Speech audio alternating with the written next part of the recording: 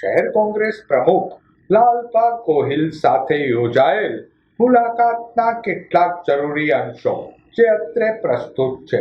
ભાવનગર મહાનગરપાલિકા ચૂંટણીનો જંગ જામ્યો છે ત્યારે કોંગ્રેસ પક્ષના ઉમેદવારોને મતદારો તરફથી કેવો પ્રતિસાદ મળી રહ્યો છે?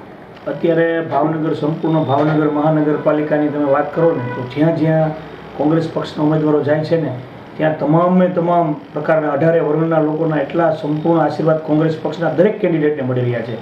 લોકોનો આવકાર જોઈ અને અમને પણ એટલો બધો ઉમળકો થાય છે કે તમે એની વાત પૂછોમાં।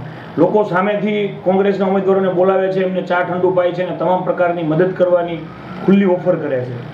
જ્યારે તમે વાત કરો તો ભારતીય જનતા પાર્ટીના 30 વર્ષના જે શાસન છે મહાનગરપાલિકાનું, ભાવનગરને ભાંગી નાખ્યું છે ભાજપે।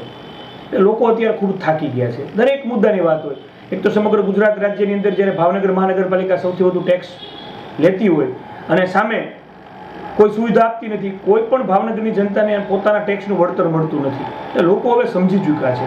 કોઈ સુવિધાના નામે મીંડું છે, હજી રોડ રસ્તા અને ગટરના નામે હજી લોકો વલખા મારે છે। એટલે પ્રાથમિક સુવિધાથી પણ વંચિત રાખ્યા છે ભાવનગરવાસીઓને।